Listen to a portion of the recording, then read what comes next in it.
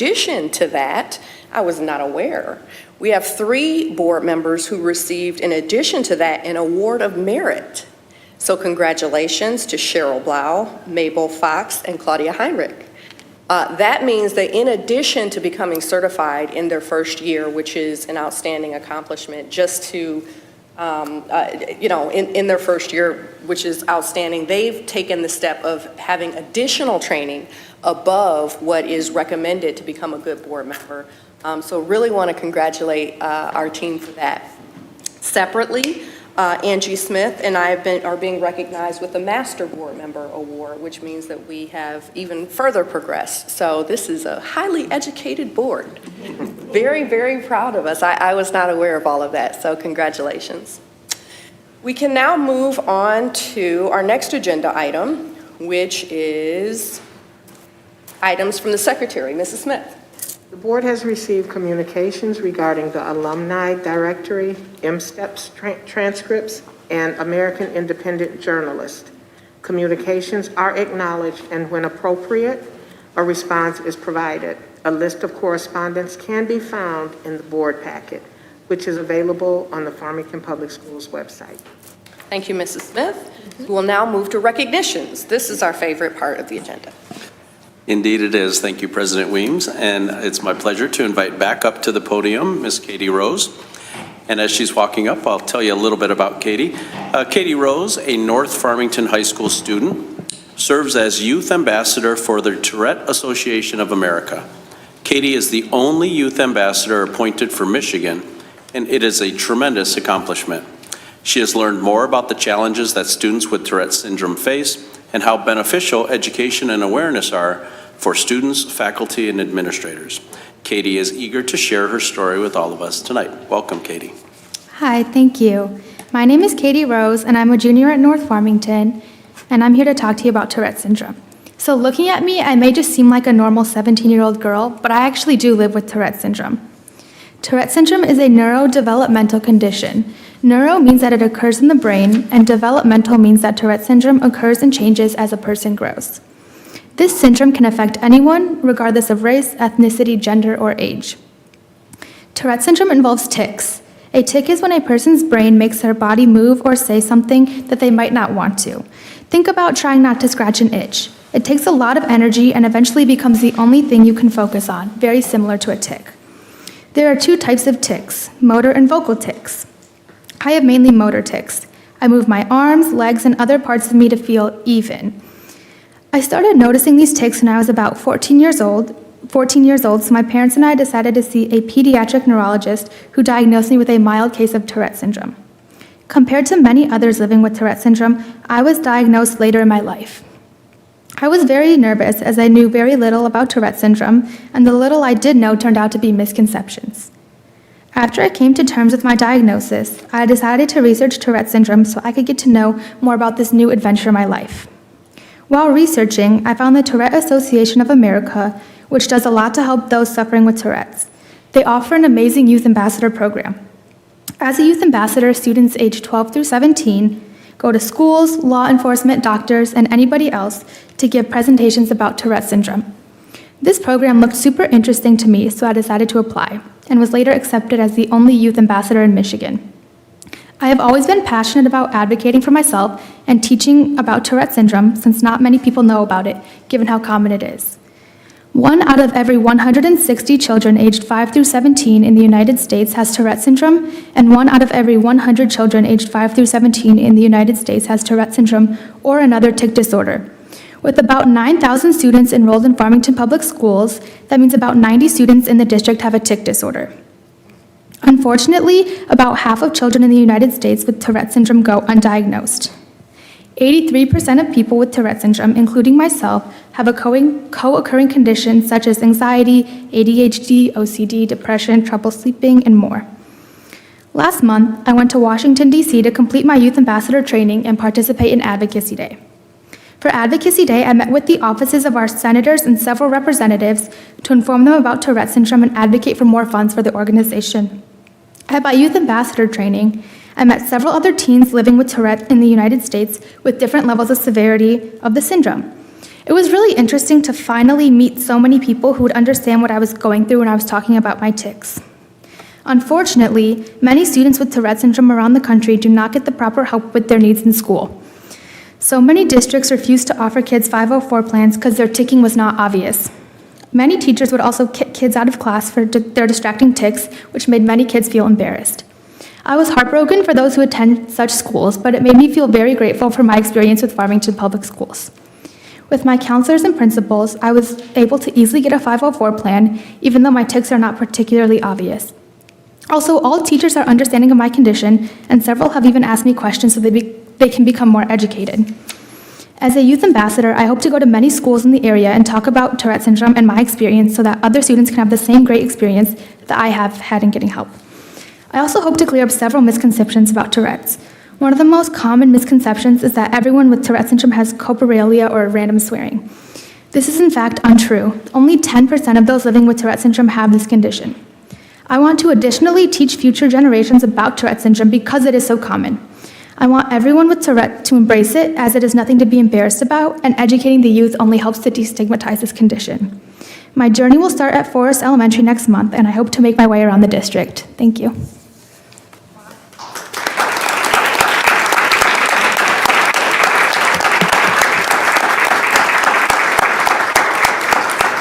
Do you guys have any questions for me? Yes, the first question I have is, do you have anyone here supporting you today?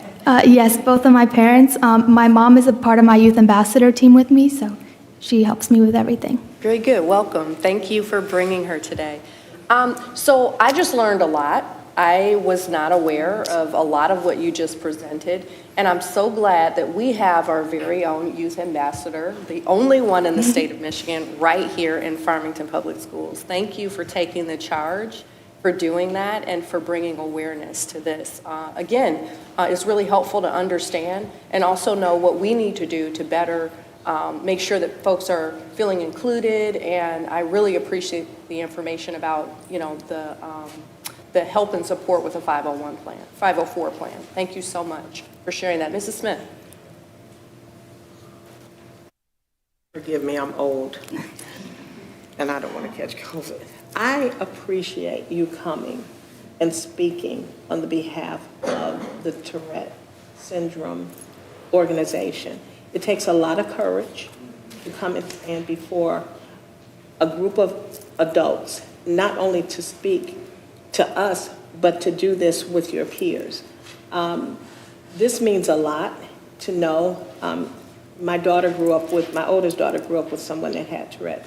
He was made fun of throughout the schools. And people need to understand it's not something that you can control, and it's not something that you just want to do. So thank you for sharing your information and sharing it with us so that we can all be educated. And I appreciate all that you're doing. Thank you. Thank you for having me. And again, thank you to Farmington Public Schools for being very helpful in my journey and very supportive of me. Thank you. Thank you.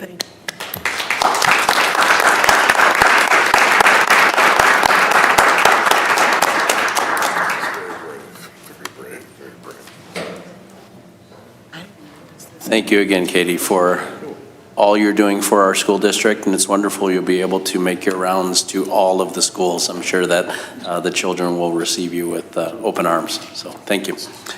Next on the agenda, we have two students. So Farmington High School students received awards in this year's Scholastic Art and Writing Competition. This is the nation's longest running recognition program for creative teens, inspiring bold ideas for nearly a century. According to their website, jurors look for works that exemplify the award's core values, originality, technical skill, and the emergence of a personal voice or vision. We have two students who received the awards. I believe one is here this evening. Sanaya Gorham, an art student of Farmington High School teacher Leslie McCaskill, earned an honorable mention in the ceramics category. Is Sanaya here tonight? If she is, come on up to the podium and you can bring your teacher with you. That would be great. And then Aiden Riley, I don't believe Aiden was able to join us tonight, but she is an IB Visual Arts student of Kimmy Dukes. I don't know if Kimmy is here, teacher Kimmy Dukes, earned a silver key for her watercolor self-portrait in the painting category titled Joy in the Snow. We're very, very proud of you. Continue to be super impressed with your artistic ability, which is well beyond probably most of ours. So a big congratulations to Sanaya and to Aiden, and we would love to hear from you about your piece in ceramics and maybe the motivation behind it, as well as to hear from your teacher. We can give them a round of applause first.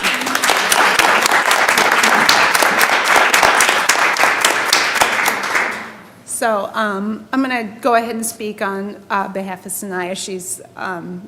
She's wonderful. This was one of her pieces. It was actually the first piece of the semester in ceramics this year. It was a pinch pot, and what was really great about Sanaya was all of the questions and things to enhance her piece. We went through the glazing process, everything. She definitely kept me on my toes, which was excellent because that makes it a fun experience for the both of us. So you'll see it was this really great shark. All of the pieces in there, we've glazed it a few times, worked with mixing the glaze, things like that. It was an excellent experience for the both of us, and I couldn't be prouder of her, so great job. That's great, wonderful. We appreciate you coming here today. We actually have a certificate that we'd like to give you of excellence on behalf of the Board of Education.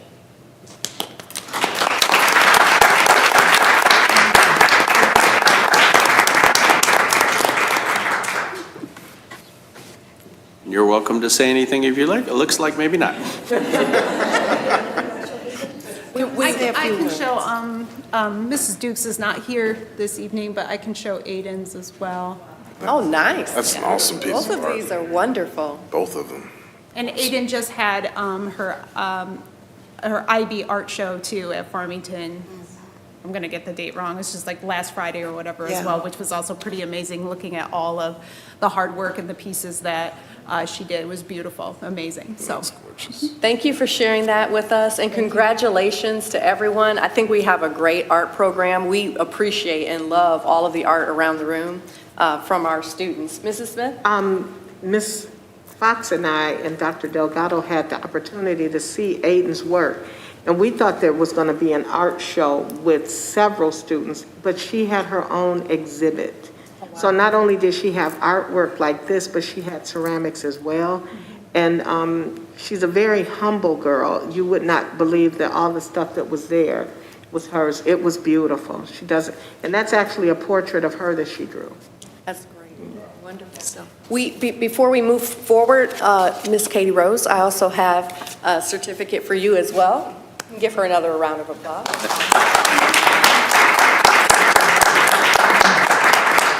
Congratulations to our students. Thank you. Dr. Delgado? That's the end of our recognition. Wonderful. We will now move to the report from the Student Roundtable President. And for anyone who just received recognition, we appreciate you coming. We know that you may not want to stay for the whole board meeting, so would be a good time to, not stay for the whole board meeting if that is not your choice. Is the Student Roundtable President here? Or Vice President? Okay. Seeing that we don't have anyone here, we'll just move this to the next meeting agenda. Okay. Now for the legislative update, Dr. Blau is not here today. However, Dr. Delgado, I think you have some updates for us. I did just one thing that I'm sure Dr. Blau and her legislative committee are keeping an eye on is a campaign called Let My Kids Learn, M-I Kids Learn. So it's a campaign that's currently collecting signatures across Michigan to implement a voucher type system that would allow public tax dollars to be spent on private school education. This isn't the first time that we've heard this. There are several different manifestations of voucher type programs here in Michigan over the last several decades.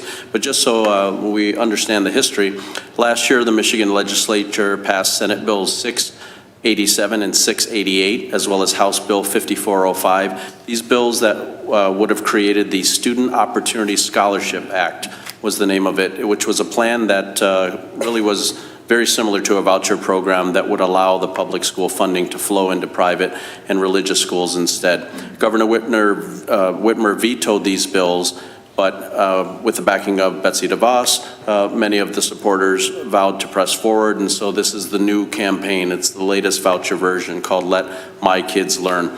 They're looking at collecting a minimum of 340 signatures, which represents only 8% of our population, and it would usurp the Constitution as well as the executive branch to try to access these funds. If this passed, if this became law, parents of children enrolled in private schools would be eligible for up to $8,700 in tax credits. Those parents of students enrolled in public schools would be eligible for $500 in tax credits. So the Michigan Association of School Boards is vehemently opposing this bill, and more than likely will be asking local school boards to pass resolutions in opposition to this latest manifestation of voucher programs in the state of Michigan. Thank you for that update. Seeing no questions from board members, we will move on to district updates. Dr. Delgado? Okay, and I have several.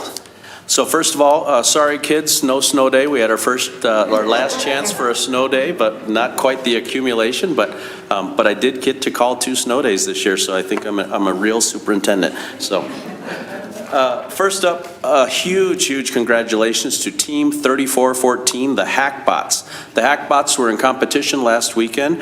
They earned a spot at the first championship competition, the Nationals in Houston, Texas. They may already be on their way down to Houston, Texas. They finished 4th in the division at states, I believe up at Saginaw Valley State University. They were also Alliance captains for the 3rd Alliance on our field. They made it to the semifinals before being knocked out, and also picked up an award for industrial design. Overall, our Farmington Hackbots Unified Robotics team finished 19th out of 458 teams in the state of Michigan and qualified for the National Worlds Competition. So we'll give them a... Also wanted to congratulate our wonderful Ms. Katie Fowles, the musical director as well as band teacher at Warner, I believe. And she has an amazing opportunity tomorrow that she has been invited to take the jazz band that many of us heard that played some outstanding jazz numbers. But that jazz band is performing at the state capitol tomorrow on May 20th. So we continue to be recognized around the state and invited for wonderful opportunities. Next up, in the back there is Mr. John Barth, our Director of Operations, and his counterpart, Mr. Jim Pierce, the Assistant Director. I wanted to congratulate them. They have worked with Consumers Energy, who reached out about a month ago to provide energy-saving devices at each of our schools. Things like shower heads, sink aerators, kitchen pre-sprayers, that were installed completely free of charge to the district by Consumers Energy. The total value of what was installed was over $10,000, and because of their initiative working with consumers, they have saved the district $31,929.32. So thank you, Mr. Barr.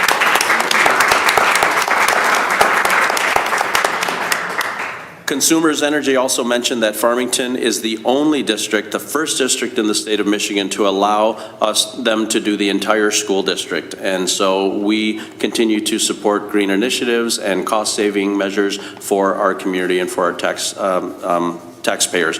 But it takes the leadership of John and Jim to really initiate that. So thank you. Next up, just an opportunity. The Novi Career Expo is an opportunity for a virtual or in-person career fair for all of our young students as well as community members, anyone who's looking to find a better job. It is in partnership with the Oakland County Michigan Works program. And so in working with our high school principals and our counseling departments, we're promoting this for our students. It's right here in Novi. The in-person event is at the Novi Civic Center, and this is May 3rd. And they also also have a virtual option. So that will be coming home from your principal in the weekly email or listserv blast that they send out, as well as through the counseling department, but I wanted to publicly recognize it as well. This partnership came to us through the Economic Development Corporation, who they reached out to me to advertise this for our students as well as community members who may be looking for employment. So through Oakland County, Michigan Works. So I wanted to mention that. And next up, we are in the spring season of musicals and plays and concerts and sports, and it couldn't be better. Once the snow melts, we'll be able to get out and see some baseball and track and everything else, although I understand the track team ran in the rain the other day, both North and Farmington High School. But we have a very exciting musical coming up. Farmington High Theater is presenting the family-friendly show, Seussical, the musical. And I see, we have our wonderful director, Sue Cobb, is stepping up to talk to us here about it. Their advertisement says, join us as the Cat in the Hat guides you through Horton Hears a Who and Horton Hatches the Egg, as many of you and your beloved Seuss characters perform, sing, and dance for your entertainment. So I'll start with Director Cobb here, and then I can advertise the dates for you. I always think this is the most fun when I come to a board meeting, is when it's talking about theater. And so it's nice to be back again. I like it. And the kids have been working really hard. We have a little switch this year in what we've done. COVID kind of has diminished our numbers in theater. You know, people were not wanting to get near one another. A lot of our kids are still wearing masks. You'll see some on stage with masks and some not, and that's fine. It's great. It works. And we asked a few of our friends that have been with us, whether they're former students, former summer musical people.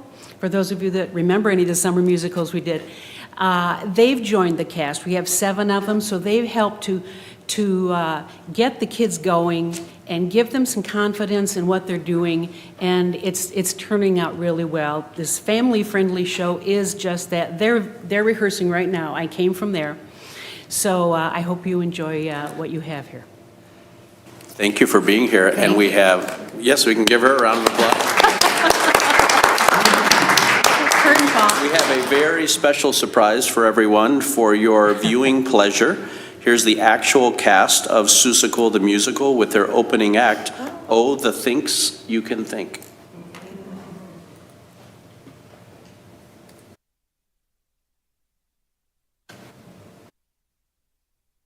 Oh, the things you can think when you think about Seuss! Seuss! Seuss! Seuss, Seuss, Seuss, Seuss, Seuss! Oh, the things you can think, any thinker who thinks can come up with a few. They can trip on a ship to the liver of it, or to solemn salute. Think of beautiful with a cherry on top. You don't need an excuse. Oh, the things you can think when you think about Seuss, Seuss, Seuss, Seuss, Seuss.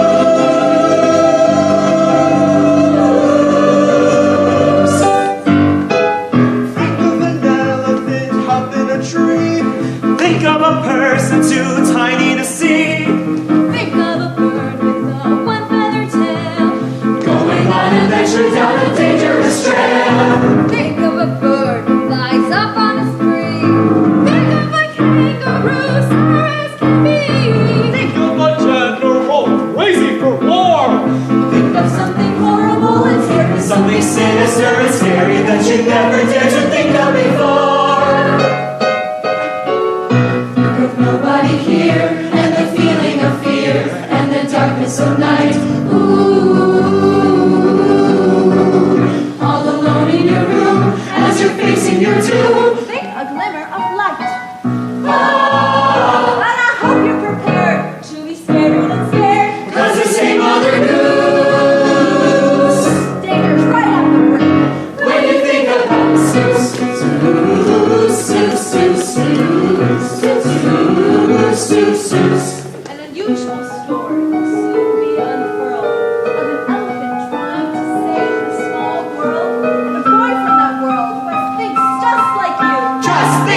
the planet of blue to the jungle of blue.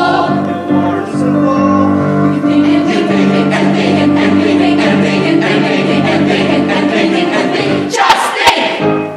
All the things you can think and wonder and dream far and wide as you dare. When your things are run dry, in the blink of an eye, there's another thing there. If you open your mind, all the things you will find lining up to you.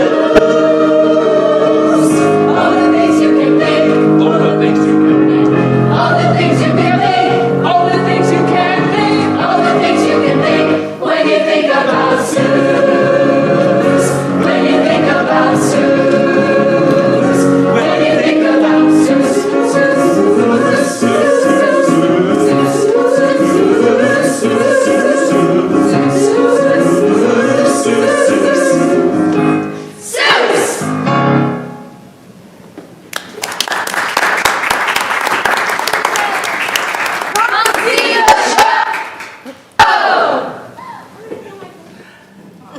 Thank you to the whole cast and crew. That was recorded just a couple of hours ago with thanks to Mr. McGuckin, who was running back and forth to get that ready for our board meeting.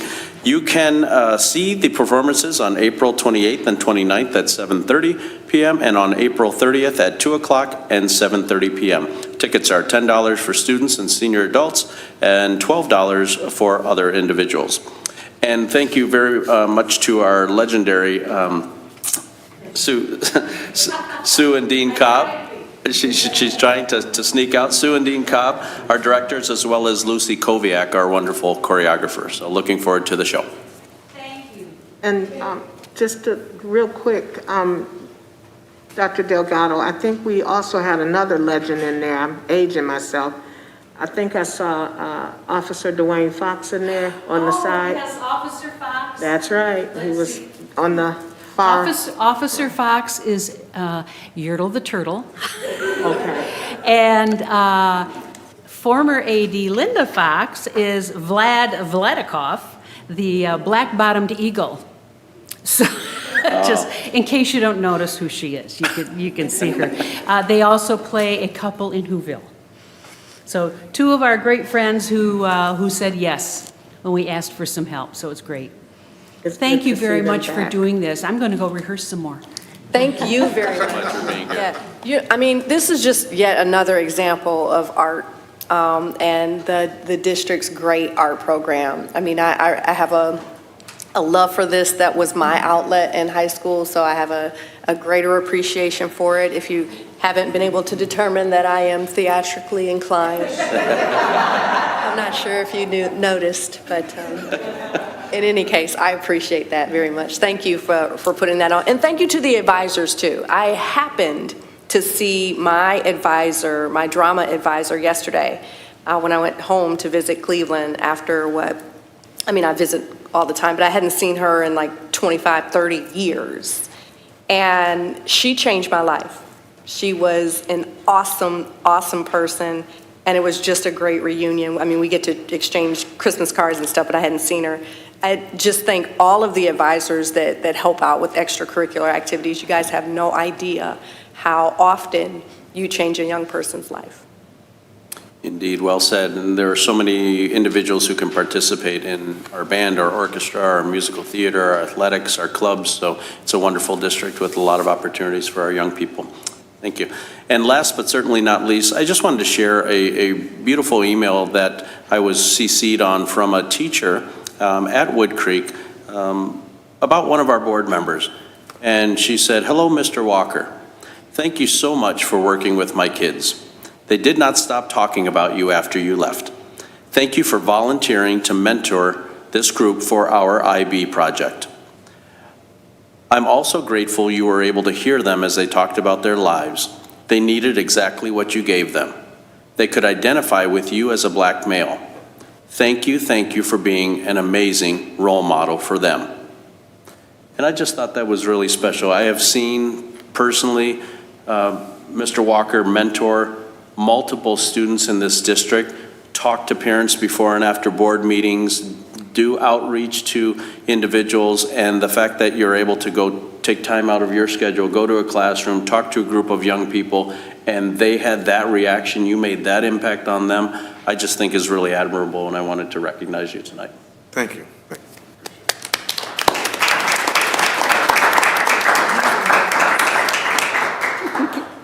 And those are my updates. Thank you, Dr. Delgado. I think we are ready for the next update. Is this Visions? Do we have a Visions update? We do. It's my pleasure to, well, we'll bring up the whole crew, but I'll turn it over to our wonderful Executive Director of Special Education, Dr. Jackie McDougall. Good evening, everyone. You know what, it brings me great joy and pleasure to be able to introduce the principal of Visions, Doreen Forrester. It is amazing that we're following such great performances and awards from students, because what you're going to see this evening will also follow in that same vein. So without further ado, Doreen Forrester, the principal at Visions Unlimited. Thank you. We really would like to thank you for this wonderful opportunity to share all of the learning and the wonderful instruction that's occurring at Visions Unlimited. I'm going to ask Ms. Catherine if she could assist me here, because the tab that's supposed to be available was not. I apologize for this slight delay.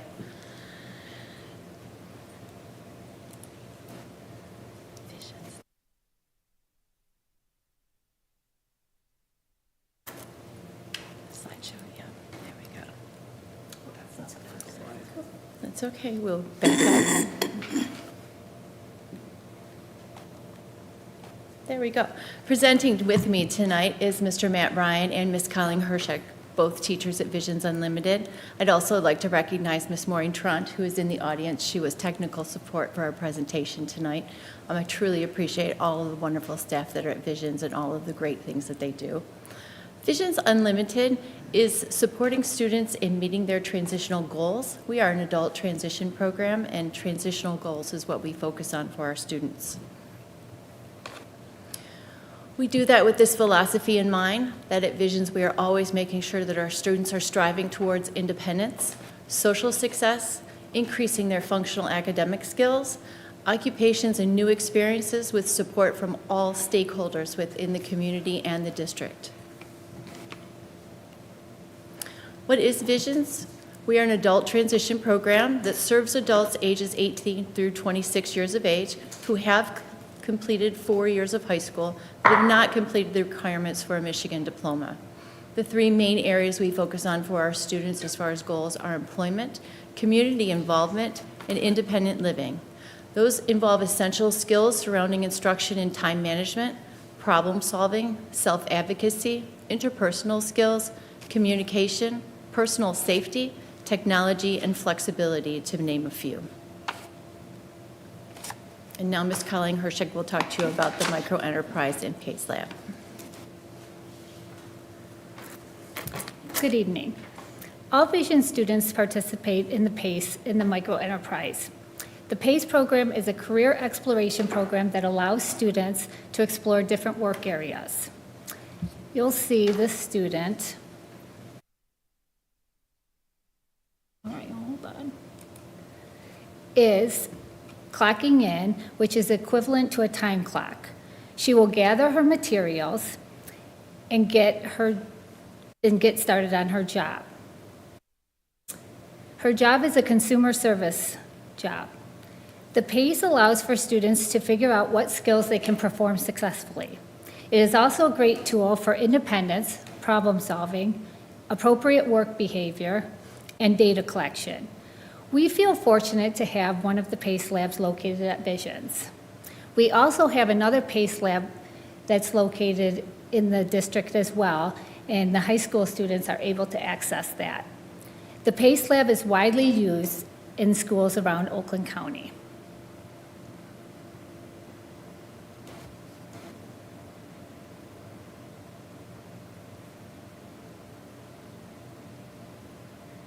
Microenterprise is our production shop. This is truly a unique experience because every student is involved in creating our products. The students are actively engaged throughout the whole process, with the staff just supporting them, from making the product to packaging up the products to making the phone call to the customer. The students learn many skills during microenterprise, such as collaboration with their peers, multi-step directions, financing, and so many more skills. The students love to see their finished product and love being able to sell at different venues as well.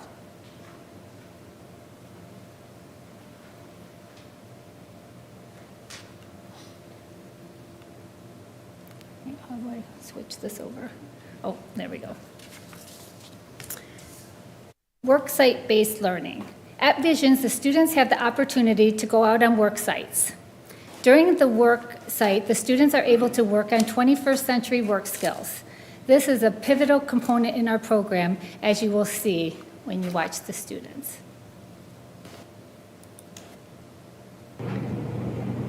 Michelle, where's your work site? Holiday Inn Express. And what do you like about working at Holiday Inn Express? Learning different things such as wiping tables, doing the bathrooms, and also cleaning in the fitness center. Nick, where do you work? I work in the kitchen. Where? I work in Vision's kitchen. And why do you like to work in the kitchen? Because I like learning new things, and I like working with the food, and I like serving the food, so that's good.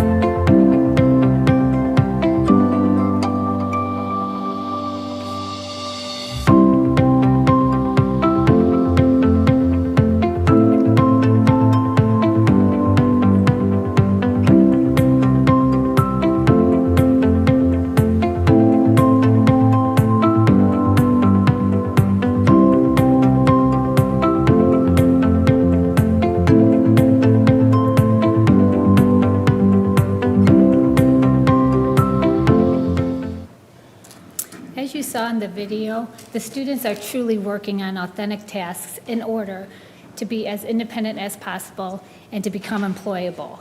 Many businesses in the community have welcomed our students with open arms.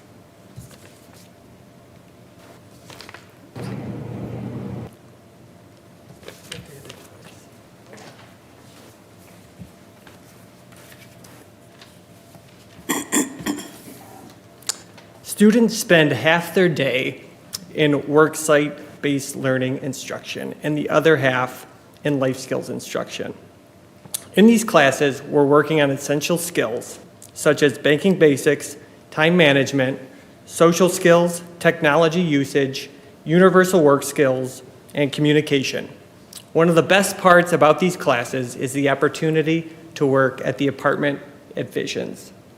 And I think this video will demonstrate that.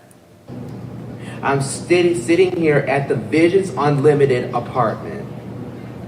The things that we use the apartment for is that we use the apartment for cooking class. We use this like to do laundry and wash the clothes, dry them, and we even use them to even for cooking. After cooking class is over with, they let us hang out with some other friends.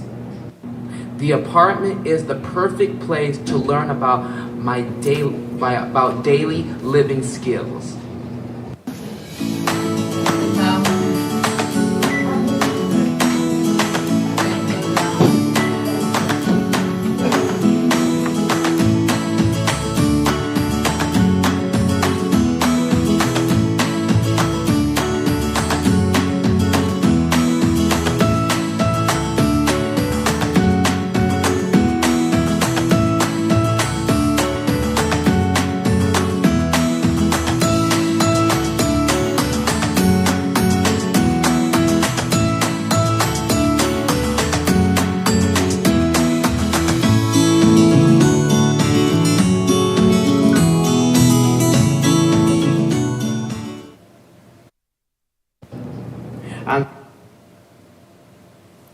Community-based instruction, also known as CBIs, are opportunities for students to practice independence in an authentic setting.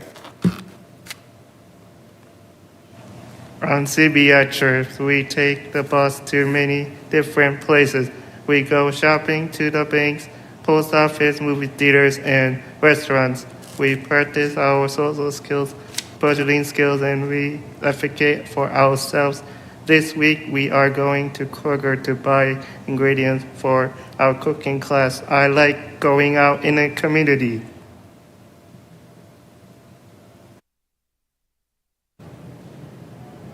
I'm learning.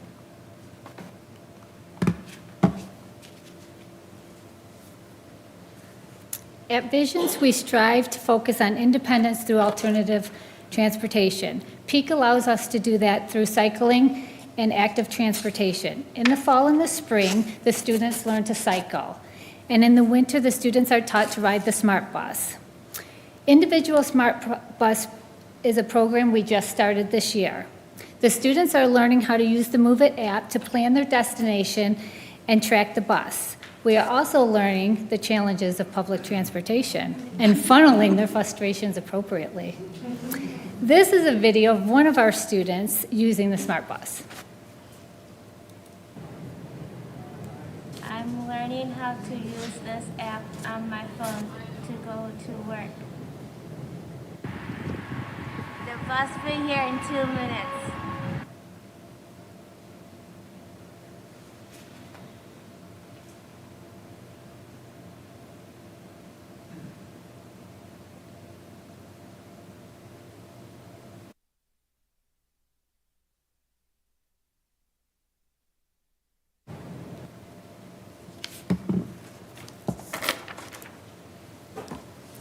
The unique aspect of our enrichment classes are are developed based on student interest.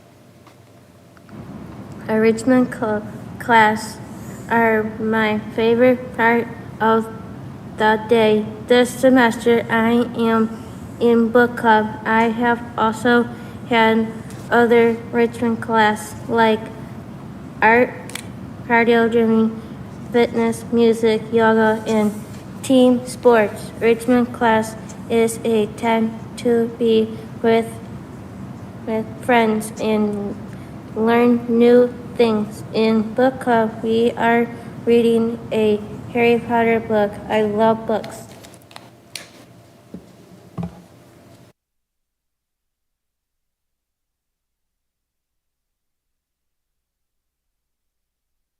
We organize many activities to promote appropriate social interactions. We are always doing fun things at Visions. all the students like to socialize with their friends. I enjoy the holiday celebrations, dances, and singing karaoke. I will be going to Visions Prom with my brother Alex and our friends. The teachers come to prom too. I was a magician in my magic act for the talent show. I really have fun, and I love going to school at Visions.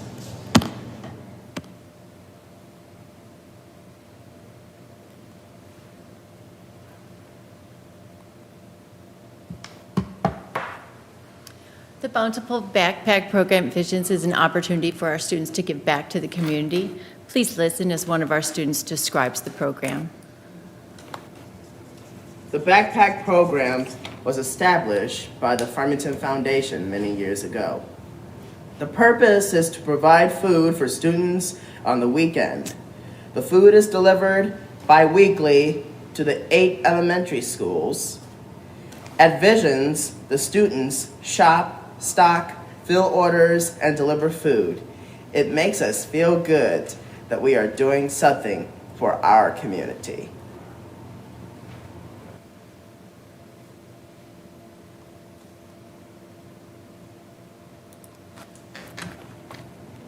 The Backpack Program was established by the Farmington Foundation. Thank you.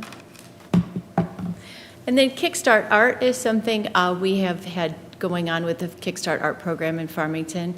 We had a showing for our SXI program, and these are students with severe multiple disabilities. That's what this building is, or this video is surrounding, and I will show it to you.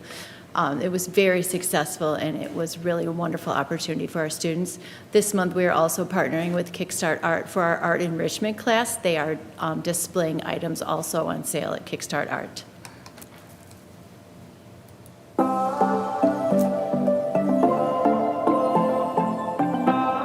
This would be a video of all of our students in the SXI department actually creating the items that were on display for Kickstart.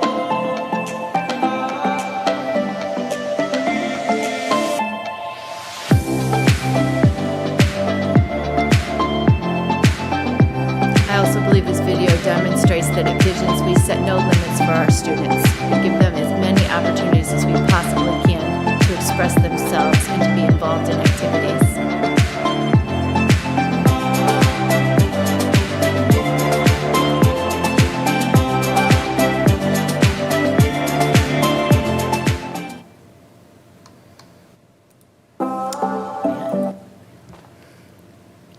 These are our upcoming events at Visions.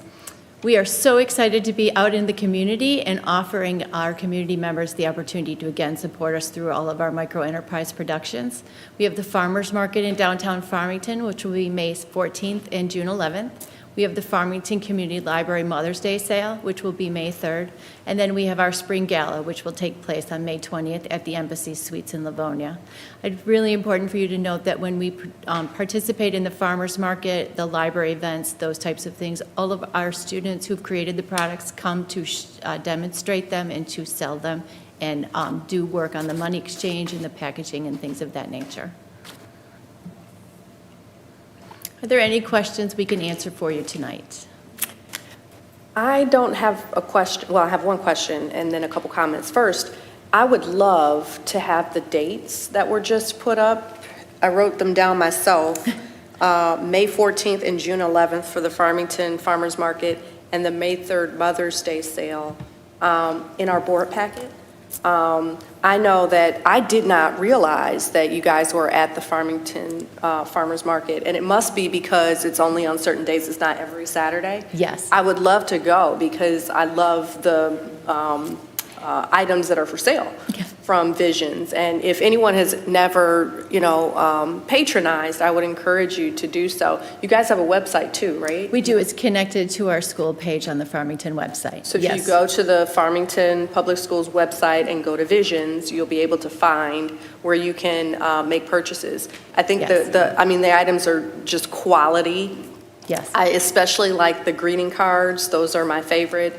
They're excellent, right? I love the holiday sales. I mean, it's just great. You guys do a great job. We thank you so much for your support. Really great job. And I have to make it to the talent show. I know I haven't, there's been something going on where I've had a conflict every year, but I hear so many good things about the talent show. Like, that's something not to miss. It's like up there with the, theater performances in terms of like a must-see event. So you guys are doing a great job. Thank you so Great much. job.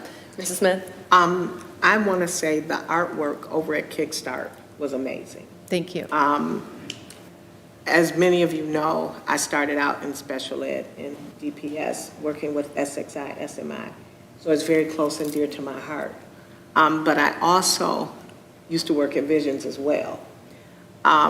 You guys have done a phenomenal job throughout the years, but that talent show was amazing. The greeting cards that you have put on, not only the greeting cards, but what the community does not know is when we lose a member of the community, of the school community, it is Visions cards that we use to give to the people in the community. And you would be surprised at how many people that say thank you, to know that those were made by someone in this district. So we're gonna lock these dates in. I'd like to see another talent show, if you ask me. So, I mean, me and... I'm not, it has to be a lot of work, but I think you would get good attendance. Yeah, me, Dr. Delgado, and Ms. Fox, we were on our feet like we were at a Bruno Mars concert. I'm gonna just tell you, so we had a great time. The community supported us immensely with that talent show. We had over 175 people attend in Standing the room audience. only. Yes. Yeah, it was beautiful. Yes, we were so fortunate that you all could attend, and we thank you so much for joining us that night. Thank you so much. That's great. Mr. Walker? Just to comment that this is a fabulous work, period. I mean, educating students is a work, but to do this work with this particular population of student is a even more wondrous work. And as a parent, you always worry about your children. You worry about what their next steps are going to be, how they're going to make those next steps. And when you happen to be a parent of, I don't like to use the word disabilities or challenges because we all have them, but ones that kind of are a little bit more difficult in which to deal with, let's say it like that, to have an institution like this, a transition center, to help them with these kinds of skills, to take some of that pressure off of the parents and help them feel really good about where their children can go, what their children can do, and see that, and then the pride that these children, these students must, I know they display. My son is on the spectrum. I remember the day he got on his own, his first job as a courtesy clerk at the grocery store. And this rascal has not missed a day. I should know because I drive him there most mornings. He is so proud of his work that he does. And I was watching them and I was seeing him in them. So I just wanted to congratulate you, your entire staff, teachers, everybody who put in such a beautiful work with a beautiful part of our population of students, and just wanted to say thank you. Thank you so much. We can also share with you the Smart Bus instructional information so that your son can get himself to his own job and get home with the Smart Bus. I didn't want to embarrass him. I was going to talk to you about that offline. I'll speak to you in the hallway. Much appreciated. Are there any other questions for us tonight? I don't think there are. Thank you so much. This was a great presentation. Thank you so much for this opportunity. I'd also like to thank Mr. Aaron Hill for all of his diligent work during the COVID-19 pandemic and supporting us and just supporting Visions and making sure that whenever possible he could provide us with transportation support.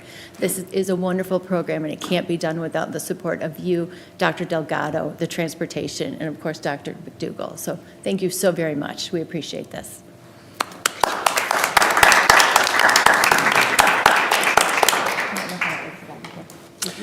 And I'll keep going if that's okay.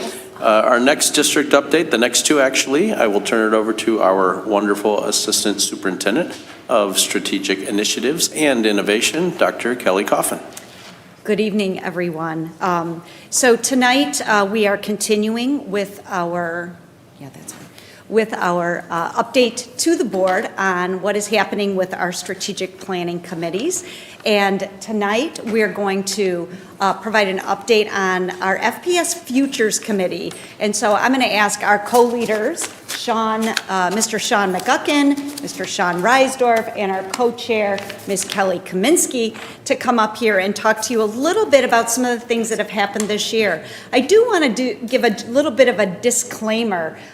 This group, they are real troopers, because when we think about strategic planning, we often think we have these goals, we have the objectives, we need to meet those, and this committee's a little bit different. It's sort of like a think tank, and we in K-12 public education don't really know how to work within that. And so they really are the trailblazers in raising their hand and saying, sure, we'll give it a whirl. And so I'm going to let them go ahead and talk about their experience and what we've done and where we're going.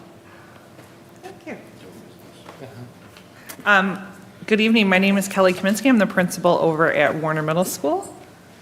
Hi, I'm Sean McGuckin. I wanted to move this microphone for a while now. I'm going to do that. I'm over at TV10 most of the time, so I'm on the other side of the cameras. But I teach over at North Farmington, but also run TV10.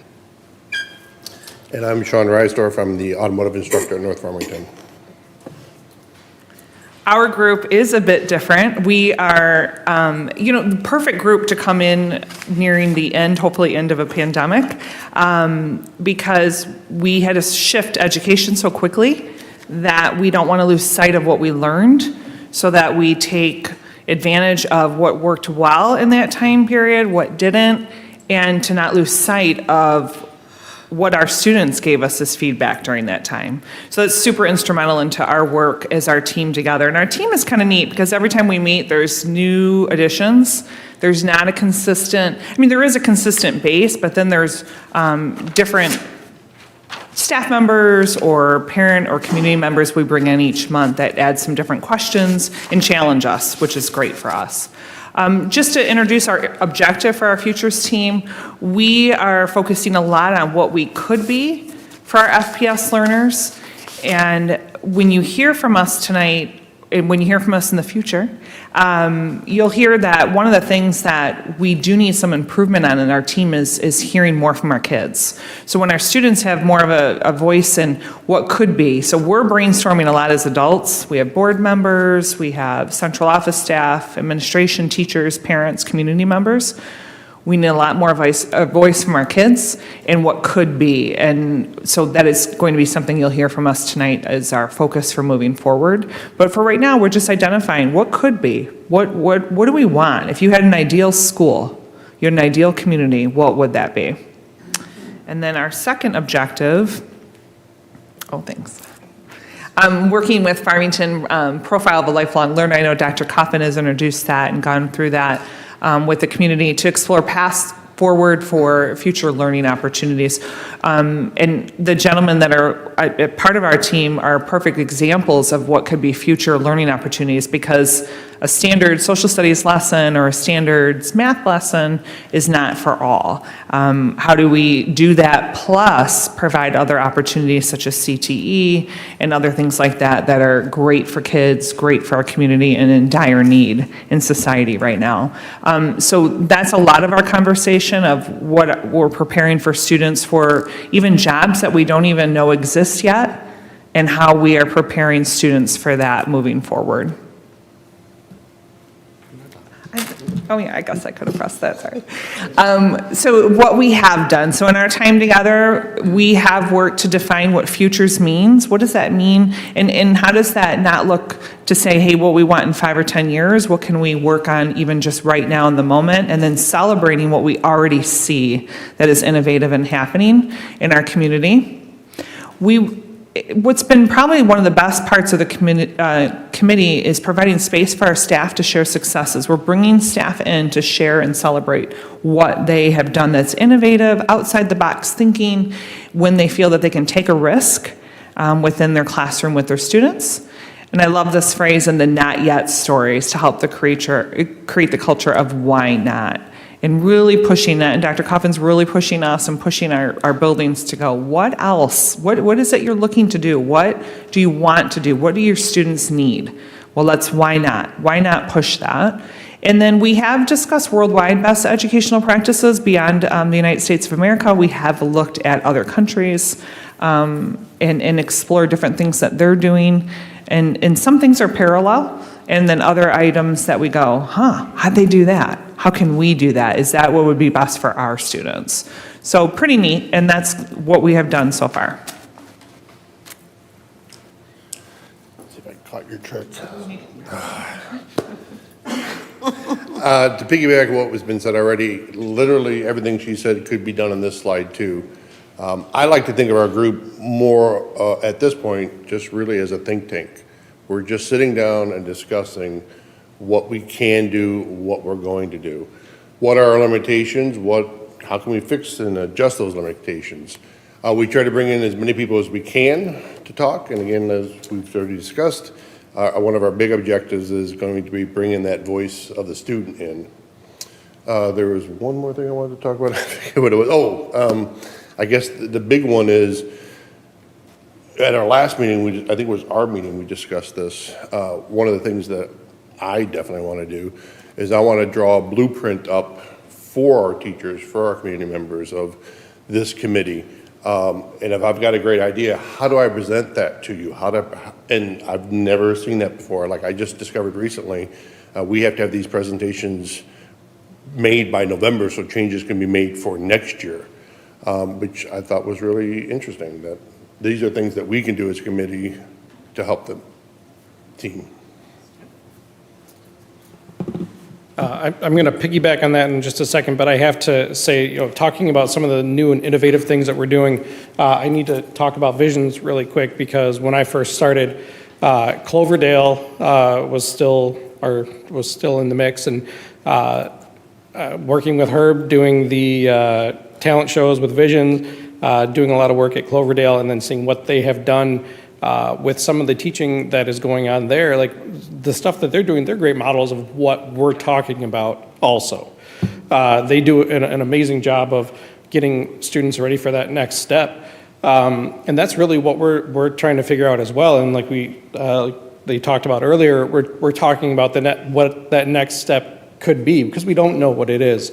We know what some of the steps are, but we don't know what those next jobs are that are coming down the pipe with technology, and just what is going to be required to keep the gears turning and keep the world turning. So just a shout out to that, because Visions was one of my first things. My very first project was a peak project, and so it was really good to see that you're still doing that, and that's awesome. So where are we heading with this group?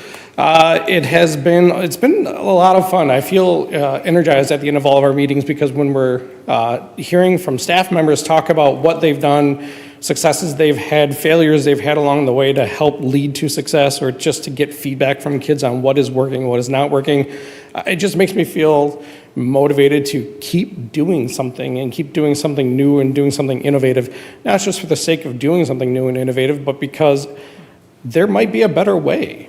It might be a better way for me to do something. It might be a better way for a student to learn something.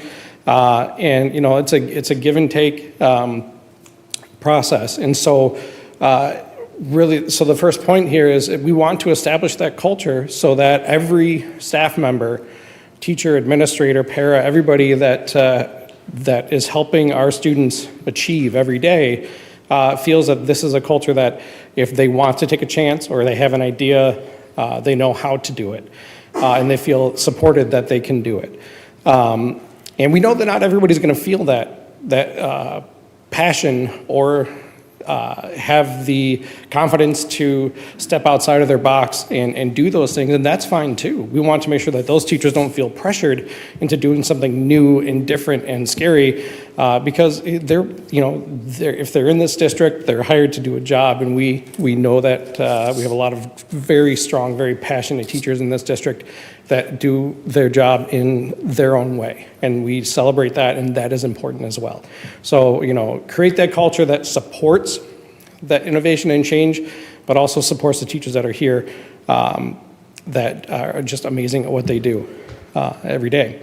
And one thing that we kind of joked about at one of our previous meetings is how we don't want to send out another survey. We love the surveys that go out, and there's a lot of surveys that get sent out. We don't need to send out another one, but we can collaborate with the people that have, with the other committees and just administrators or staff in general that have sent out surveys and try to get some of that information back from them to learn. Maybe there's some feedback that they're getting about ways that we can improve. And so we can maybe help by not inundating everybody with more questions, but just take some of the questions that have already been asked and take that data, mine it, and then make it work to help again, create that culture that we're looking to support here for innovation. And so with that will come some resources for staff. That could look like, we used to have technology teams in buildings. That was a big push many years ago. But there could be innovation teams at buildings, or just there could be administrator at every building that is the point person where it's like, I have an idea. How do I do this? And then that person, that administrator or that teacher leader could just help a staff member find the next step to have that conversation with somebody to help get the ball rolling on an idea. And then that all connects right back to the profile of a lifelong learner, which again, ultimately, we're just here every day trying to make the experience great for kids. And so they leave Farmington excited to share what they learned and move on. So I think that's all we have, yes? Cool. Thank you. Questions? Oh, I'm sorry, I thought there's more slides in our packet. Oh. That's okay. That must, no, Mrs. Heinrich. Well, I just want to give you accolades and respect and admiration. I've been involved in a couple strategic planning committees, and I'm just so impressed. Your presentation, the work that you're doing, your dedication, these meetings, they start on time, they end on time. The staff, the community members that put in full days, preparation before the meetings, they're action-packed, and they go and leave the meetings with additional work, and here you are presenting and sharing the work that you're doing. And I'm just so excited for our school community, and just feel so fortunate and so blessed just to have these opportunities, and for our teachers to have that support, and our students to have that. And so just, you can't hear thank you enough from too many people, and just to know that all the work that you're doing is very much appreciated. Mrs. Smith and then Mr. Walker. I love strategic planning. I love the meetings. I love the camaraderie that you have, not only board members, but you have community members, and everybody has a different way of thinking, and then to actually hear what teachers want. And like I have always said, thank you to Dr. Coffin and to Margaret Hendricks for putting this together, because you got the MVP players to do these and lead these, and these people have done a phenomenal job, and they're not afraid to say in front of us as board members what they want and what they want done and how they want to educate. And it's so refreshing to hear they want something different. They don't want to just do reading, writing, and arithmetic. They want to work, and it is so good to hear all of what they want. I'm excited. I love it. I can't wait for next year. I hate that the last meetings were over. I was hoping we had a little, get together or something. I mean, because I just wanted to keep always schedule something. Well, I'll call you later. Yeah. Sean will take care of that. He lives here anyways. Right. But it was awesome. Thank you so much. Appreciate it. Mr. Walker? So I just have to say, as many people know, I'm unapologetically CTE and career pathway. And so I know, and if I missed it, forgive me, but if it was intentional to have these two gentlemen representing CTE in this particular committee is absolutely amazing and wonderful to me, because that messaging is incredibly powerful. You're telling the world that the future is not just one pathway. the future is many different pathways, and success has many, many, many different looks and forms. And so that is just so ridiculously exciting. When the committees come back in the fall, I want in. Okay, I want, if you can make room for one more at the table, please, I want in, because this is fabulous work. And then to take the concept, and you said it a couple of times, and let's not miss this, a think tank attached to education who sometimes overthinks things, okay?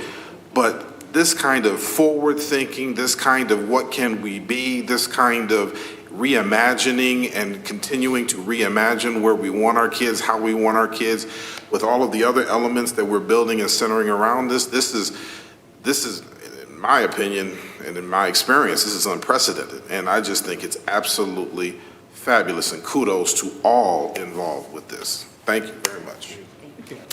I'm echoing my colleagues' comments. What I'm particularly happy about is I feel like these committees are aligned, right? You guys are talking to each other. You're leveraging work that's being done in a different committee and aligning the profiles of a lifelong learner. That's all really great stuff. And I love the fact that that you have a desire to incorporate more student voice. We've heard that also from other committees, and I'm really glad to see that one here. You guys are doing a great job. Thank you.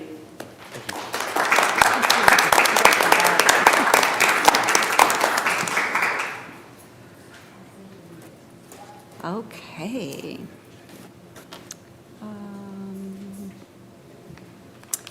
All right, so since we're talking about innovation tonight. There we go. Like, what? Each month, again, we present to the board some examples of innovation that's happening in our district. So we've heard from a variety of levels. Tonight, what I wanted to do is I'm going to introduce Ms. Colleen Stam, and she's going to come up here with some of our high school biology teachers and really talk about how these aren't just individual pockets of innovation, but how we're, as a system, supporting innovation across the district. So I am going to turn it over to Ms. Stam and her group, and that's who you really want to hear from. Good evening. We're here to celebrate the innovation that's happening in our high school biology classes. So I'm going to give you a little bit of background, and then I'm going to turn it over to three of our teachers who are here to share some of those things that are happening in their classroom. So to give you some background, in 2015, our state adopted some new science standards, and these standards were not just a change in content, but a change in the way that we teach science, which was a difficult switch and still continues to be difficult because we are asking teachers, some who have taught for 20 plus years, to change the way they teach. We're asking students to be different in classrooms, not to have this passive experience in science, but to actually be scientists, to ask questions, then for teachers to model their lessons after those questions. So that's been a big shift for our teachers. So I put this timeline up here just to share that in less than 4 years, our teachers have been able to make this phenomenal change. And within these 4 years has been an unprecedented amount of change in the last 2.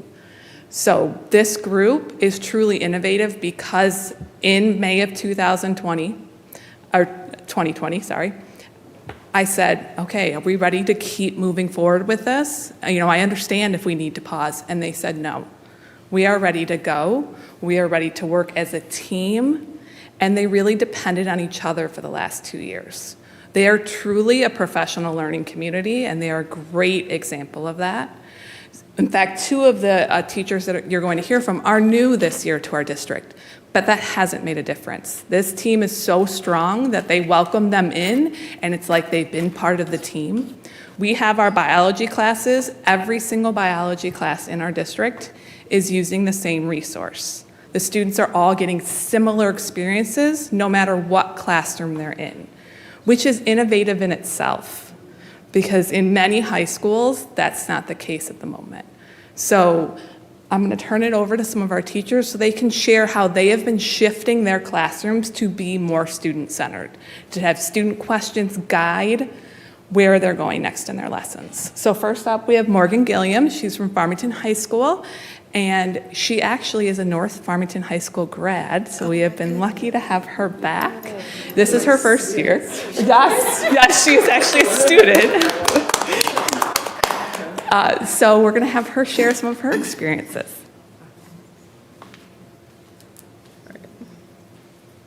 All right. Good evening, everyone. So this one right behind me, she was actually my high school biology teacher. So. Oh my goodness. Yeah. You've done my job well. You did. Okay. So I think I'm going to go forward.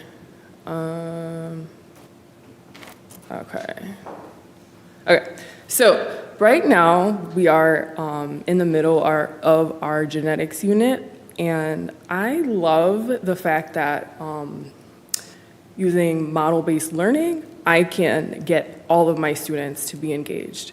So what model-based learning really is you take something like a phenomenon. In this case, we were asking, how is it that this little girl who is albino, who has parents that, dark skin, how did she end up with these traits? So that is like our phenomenon, and we are trying to figure out piece by piece, first of all, how inheritance works using Mendelian genetics and all that stuff. I'm not going to get into the jargon, but so what I started this unit with is having students look at a set of twins, and as you can see kind of on the board, identical versus fraternal. How do we get two twins?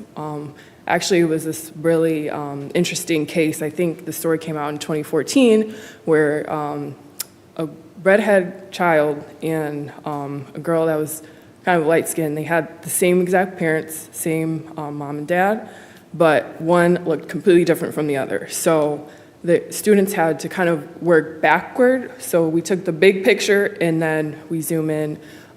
We do something called model revisions throughout the lesson. So we start with, I give them this big piece of poster paper, and the whole hour, they are responsible for trying to figure out how could this be?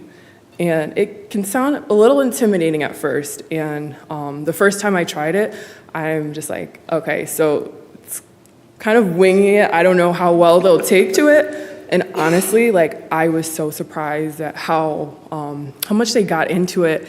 And then the students who may not feel as strong in science with their science knowledge, they still became a part of the art factor. So that's one of my philosophies is everybody's a scientist, whether they know it or not.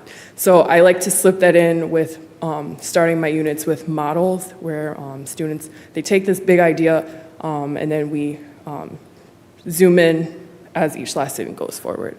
I think that's everything. All right, and I think we're gonna go. All right, next up we have Grace Munoz-Smith. She is also at Farmington High School. She's new to our district this year, and we are extremely lucky to have had her, or to have her come here. Okay, hi. So I'm going to talk similar to what Morgan just talked about this phenomenon-based idea that the carbon time curriculum that we teach first semester, and then this kind of carbon time-like curriculum that we're teaching this semester is all about, where you start with this some sort of phenomenon like burning ethanol, or we've had mealworms, which are kids either love or think they're super gross, but either way they are interested in them. We have axolotls in our classroom, which if you've never seen one, they look like a salamander, but they have external gills. So we have an albino one, and we have one that has pigment. So we have all these very visual things. They were growing radishes first semester, where we start the unit with that. And then, like Morgan's talking about, they have to explain that as we go, which drives them insane a little bit. Just tell me how this happens. because they're very used to starting with like, here's all your definitions, and then like we might give you an example at the end. But flipping that where you start with seeing something and then they have to figure it out. We did with the mealworms, which are like little insects, that was the beginning of our cellular respiration unit. They had their mealworms, they left them overnight with a potato, and then when we came back, and they had weighed them at the beginning. When we came back, they weighed them again, and mysteriously, the mealworms lose weight overnight if you just leave them to their devices. And this is a very confusing situation. And so then we get to do this whole unit of like, how did they lose weight? We left them there just sitting in a dish, and they lose weight. And through like then learning about cellular respiration, you find out that they actually like breathe out, in case you're wondering, this is how you lose weight too. You breathe out carbon dioxide, which has a little bit of weight to it. And by the end, they're like, oh, yeah. See, now you know, yes, breathe more. That's what you need to do, yep. Yeah, you're breathing out carbon dioxide and water, and that's how it's happening. So it's just this different way of, instead of like memorize this formula, how do we explain something that they know happens and that they're seeing happen in the lab? How do we explain that as a way to hopefully make it stick more, and also, like Morgan's talking about, of engagement? So it's a big shift for them. It's been a shift for us, obviously. I think it's maybe even a bigger shift for them because they're very used to, like, where's my note packet? You know, what do you want me to write down? And we're like, here's your potato and your bugs. Like, go figure this out. But I think, and then we're seeing, like, they're more engaged.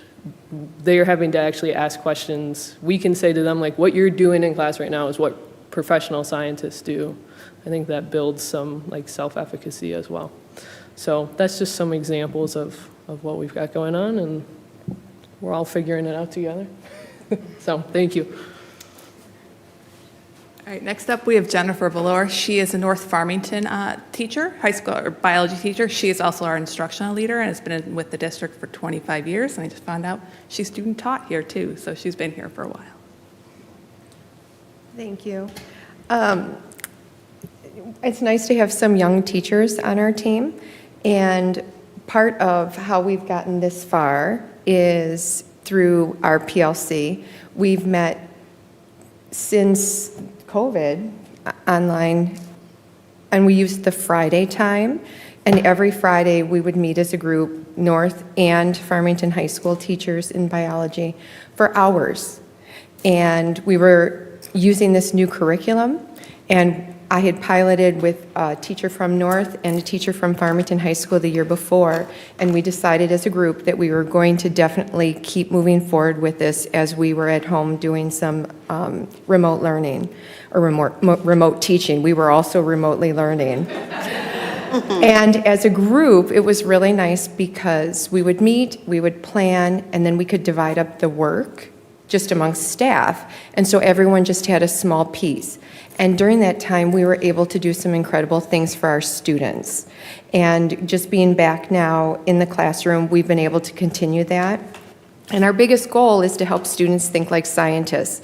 And one of the things that was mentioned was asking questions, that students are given a scenario and they're asking questions. We talked about the axolotls.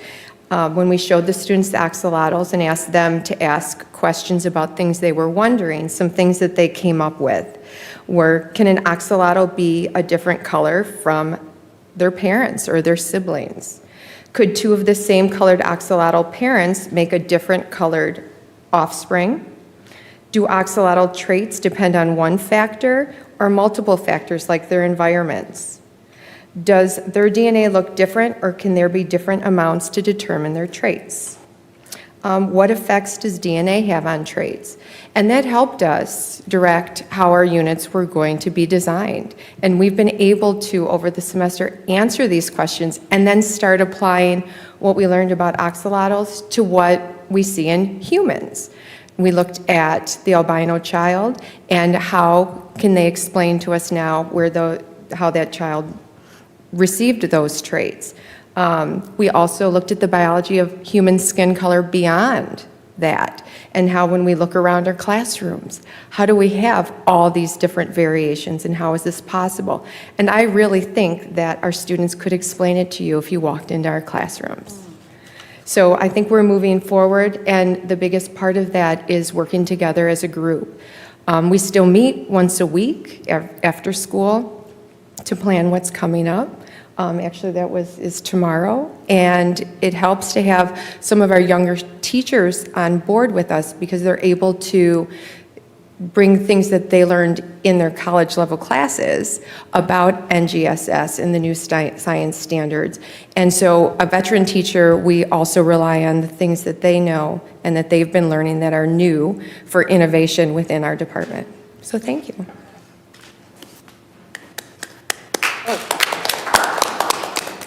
Couple more things I want to highlight because we couldn't get all the teachers here today. But just to share, these are some of the questions. So you can see on the left that second hour poster, students ask questions and then they kind of categorize them as a class so they can go through and answer those later. So eventually they'll be able to answer most of their questions like Jennifer said. And another thing they do, they have this little filler up probe on the side here where they will look at a different phenomenon and look at 5 or 6 different students' explanations. And at the beginning of the unit, they decide which one do they agree with.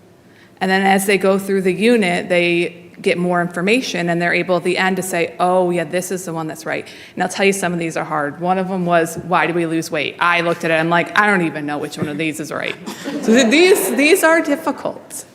And then another way, we do have an honors biology and a biology class. So they are doing similar things in that class, but I wanted to share a way with and how they're different. So this is an example up here of the poster. This would be in the biology class. They were asked to write a claim, evidence, and reasoning. So in the biology class, it was more scaffolded. So they gave the students work together. They had different scaffolds to help them. And then in the honors biology class, it was an individual assignment that they were actually asked to write out on their own. But we still have students engaging in that same level of rigor, just in different ways. All right, do we have any questions for us? I'm sure the teacher does. I know, as an educator, I'm just so excited just to hear this. It's like I want to go back and be in the classroom as a student, as a teacher, and just, to piggyback on your comment, I just remember one of my students, a couple of my really good students said to me, but Mrs. Heinrich, we want you to tell us what to write down on the notes page. And it's like, no, it doesn't work that way. And so that's really hard. And one of the things I picked up on is just the, and I just don't know if our whole community realizes the amount of time and the commitment that you talked about, how your PLC teams meet after school and they've been doing continuously. And just how important that is to have that structure to bring your teachers that have been teaching for 20, 30 years, rather than saying, this is the way I've always done it, rather than saying to your new teachers, well, you'll learn, kind of thing. No, I mean to be able to blend your experienced teachers and your new teachers with the new ideas and to get everybody to buy into something is incredibly difficult. And I'm just very, accolades to our district and our staff and our leaders for building that culture and that structure, because this is an incredibly hard thing to do, but it's so much better learning and teaching. And when people say, what are you going to do to raise the standards and student achievement, it's these types of things, because this is the stuff that sticks with the students. And when they understand things, when you teach for understanding, that's when the true learning takes place.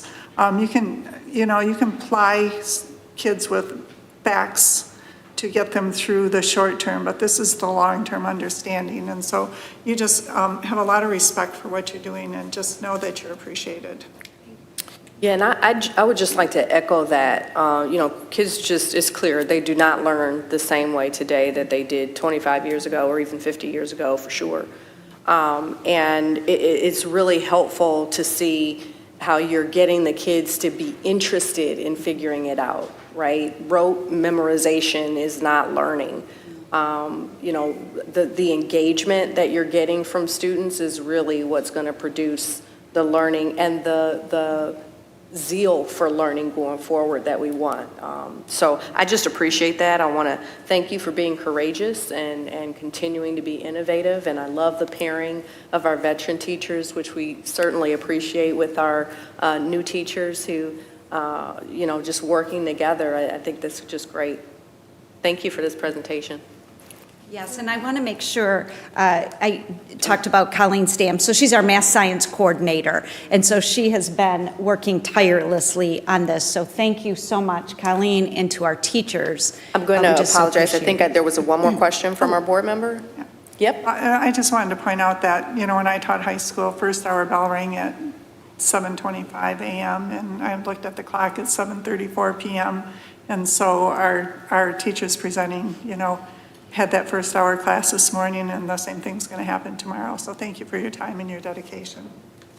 Thank you. Thank you.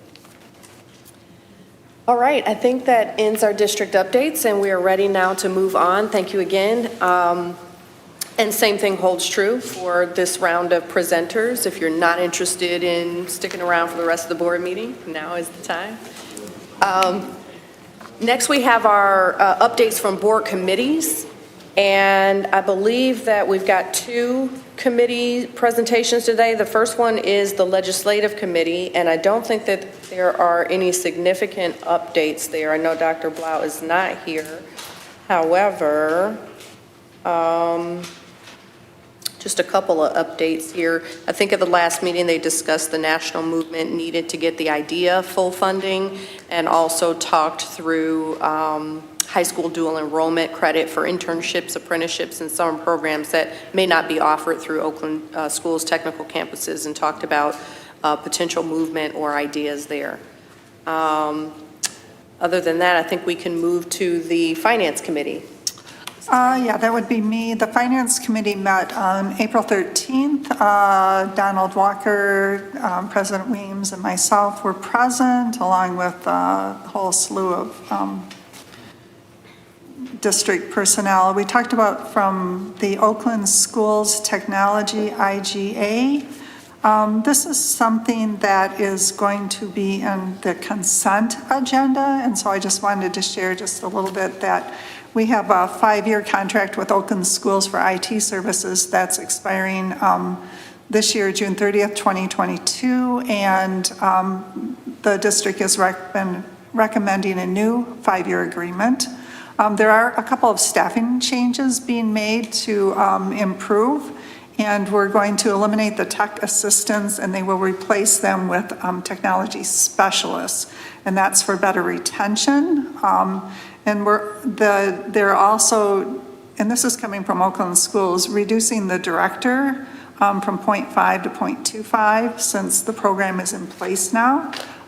So that will be a savings, and let's see, the initial contract year and each remaining year is going to be less than the actual current cost. And so that is something that the board will be asked to approve on the consent agenda. There's going to be, we talked about the facilities underground storage tank removal, and that's going to be come up for discussion on May 3rd. And action on May the 17th, and Mr. Barth talked about the replacing at the facilities management with above ground tanks and replacing the underground tanks. And then we also talked about, Wes Prescott talked about structured cabling purchase recommendation, and that's up for discussion, so I won't take away the wind on that one. Will give us something to look forward to. Calculator replacement purchase recommendation. That's coming up for discussion and action, and Margaret Hendrickson is here and is going to walk us through that.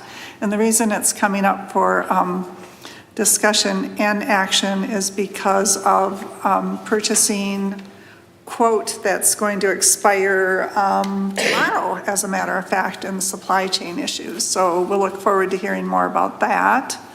And also, Margaret Hendrickson is going to talk about bookshelves purchase and recommendation.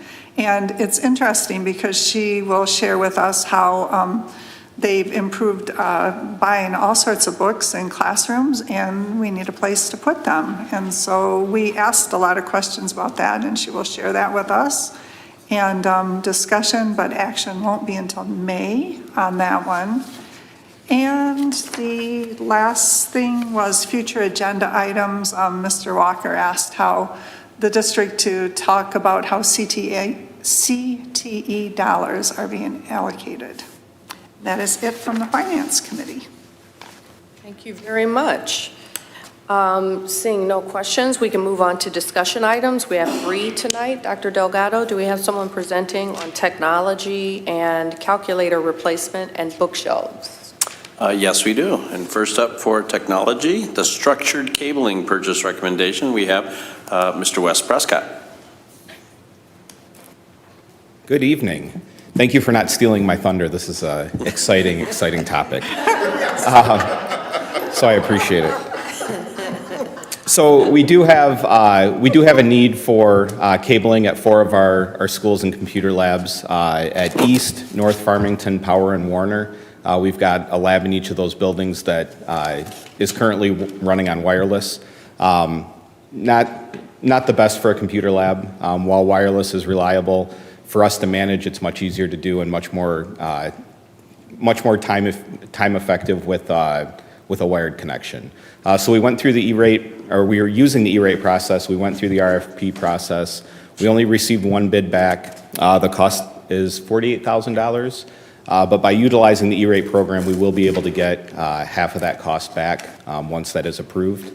So that's what we're looking for approval for in May, I believe. Any questions? No, I think you gave a pretty good summary at the Finance Committee meeting, which many of us were at, and I think that makes sense. I think we all appreciate the 50% discount. Yes, we do as well. And it is we do have the funding in the 2020 bond funds to pay for it. Yep. Thank you. Yeah, and you just shared that the work is going to be done over the summer, so it won't disrupt the classrooms. Yeah, regardless, it won't disrupt the classrooms. If we have an issue scheduling over the summer, it'll be work that'll be done after hours and won't impact any instruction that's going on. Thank you very much. Thank you. Appreciate it. I think we're ready for the calculators. Yep. I believe it's Mrs. Hendrickson. Thank you very much. It's nice to be with the Board of Education tonight. As we talk about innovation and thinking about a future orientation to where we want our students to be, there is still some work that sits today in the practical, tactical part of the work of the district. And one of the most important parts of instructional services is making sure that our students and our staff have what they need to do the work of teaching and learning. And so in our mathematics curriculum, K-12, we talk a lot about use of tools, from 10 frames to fraction strips to place value blocks. Those might not be things that people normally know about in the community, but we do all know about calculators. We've all used those in our education and in our current place.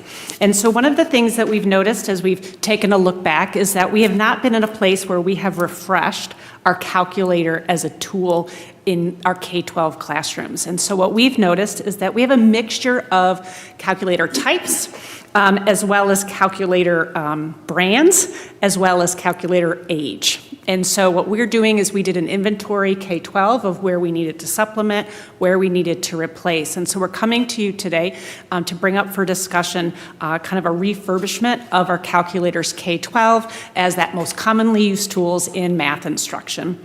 We're looking at K-5 classrooms to use that basic school calculator that you all see that's probably this small and it's blue and you probably have it in your drawer, in your junk drawer at home, for our elementary K-5 students to supplement, where needed and appropriate, the use of a calculator to support conceptual and procedural understanding of mathematics.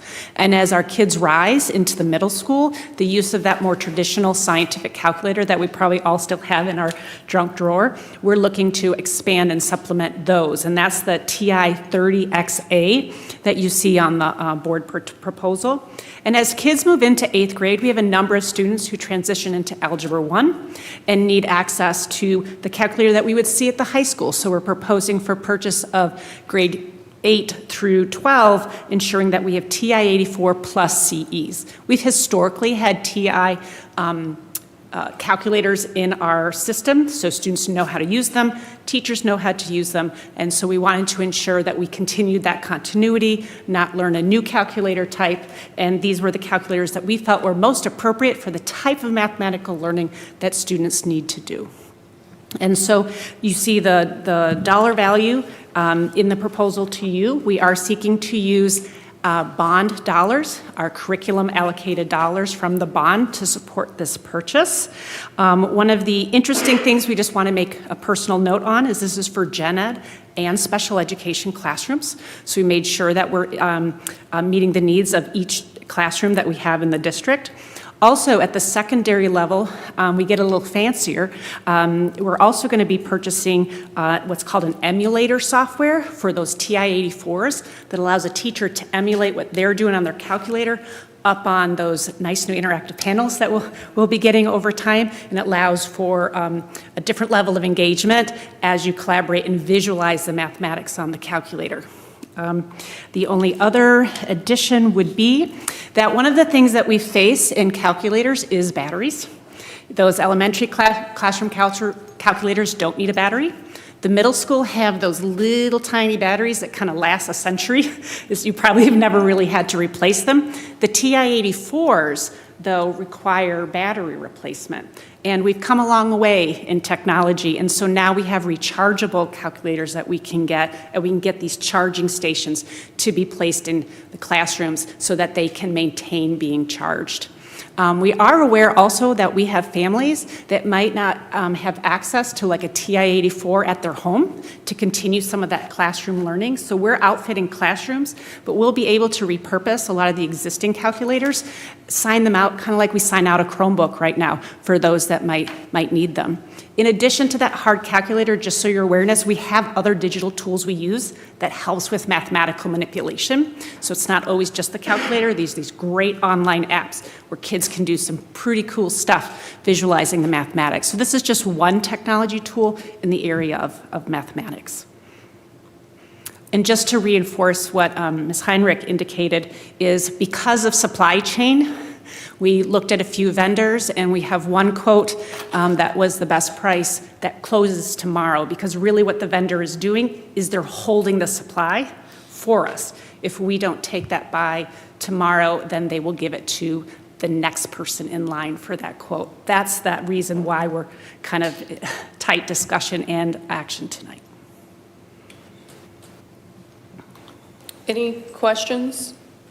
I just want to point out that I think this is a good time to invest in these calculators. You know, technology changes and improves, and just as somebody in the field of mathematics, I know when the graphing calculators came out every year, you know, they started with the 80, 81, 82, 83. The 84s have been around for a while. TI tried to go on steroids with the Inspires and went back and listened to what people wanted, and so they really improved the 84s. And so these are going to be, you know, the charging bays are amazing. It's going to save a whole bunch of money on batteries, but these are going to be something that's going to last for a while. It's not going to be something that's going to be outdated quickly. You know, so I think it's a good time to invest in them. And the calculators for the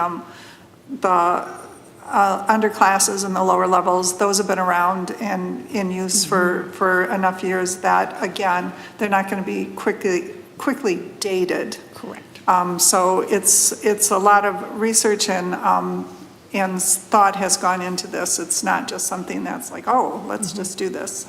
So it's a very well thought out proposal.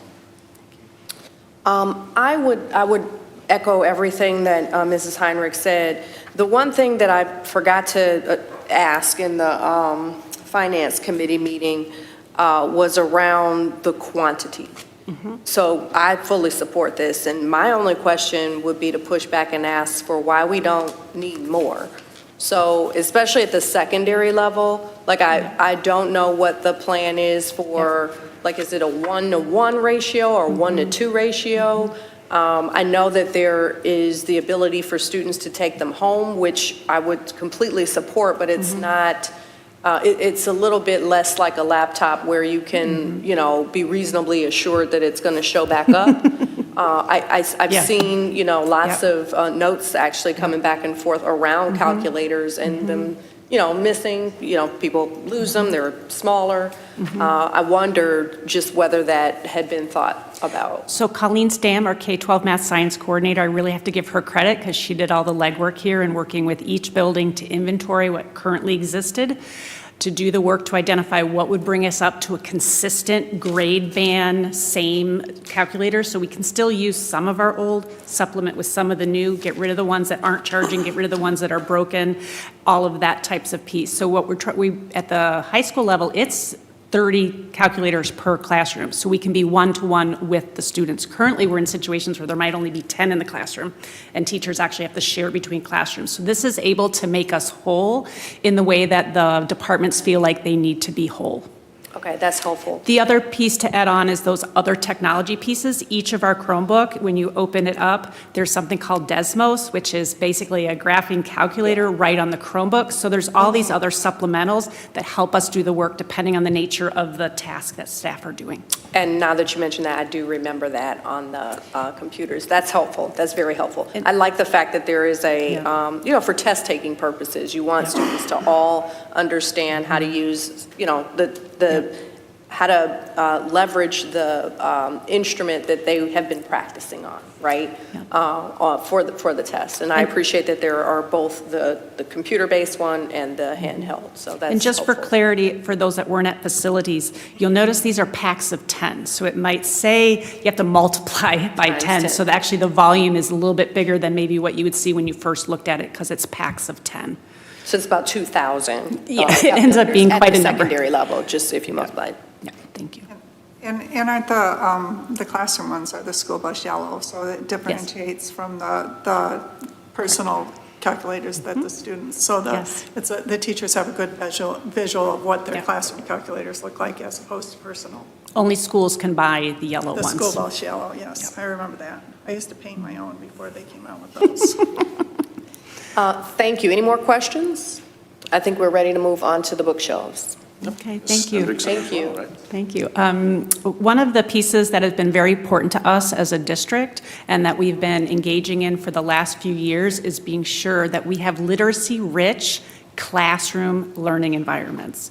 And when we talk about digital richness, we're talking about literacy-rich environments. We're talking about digital richness in terms of how do our kids have access to digital text of a variety of form, but also hard copy literacy-rich environments. We see it very common in an elementary classroom to have a classroom library where students have an opportunity to have voice in their choices about what they want to read to meet their personal learning interests, but also the learning targets of the instruction.